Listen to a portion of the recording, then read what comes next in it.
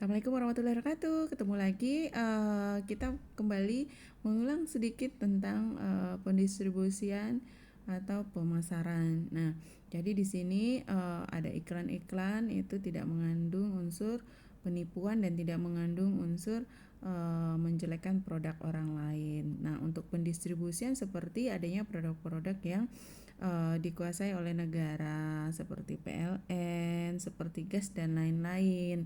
Itu diatur oleh negara dan undang-undang yang mengatur tentang BUMN berkaitan dengan contoh Pertamina. Nah, yang ketiga, kegiatan ekonomi atau kegiatan bisnis di sini adalah perdagangan. Bagaimana perdagangan? Kalau di dalam perdagangan atau perniagaan itu berkaitan dengan sistem perdagangan. Jadi ada penjualan itu bisa melalui offline, bisa melalui online, atau perdagangan itu bisa menggunakan sistem franchise atau menggunakan media seperti kita membuka toko atau kita menjual secara asongan, perdagangan asongan ya, atau kita menjual dengan gerobak dan lain-lain atau etalase dan lain-lain. Nah, itu diatur oleh negara atau melalui undang-undang. Kita contohkan ya.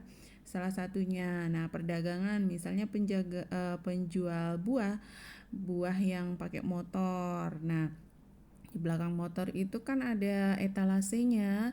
Nah, itu tidak boleh menjual di jalan raya. Artinya tidak boleh berhenti membuka lapak ya di jalan raya, itu tidak dibolehkan oleh undang-undang lalu lintas untuk perdagangan. Nah, itu salah satu contohnya. Atau yang lain, misalnya di pesawat, tidak boleh kita menjual makanan kecuali yang menyediakan itu adalah maskapai yang bersangkutan. Tapi kalau kita jualan makanan di dalam pesawat, nah itu melanggar hukum bisnis karena semuanya ada aturannya. Itu yang disebut dengan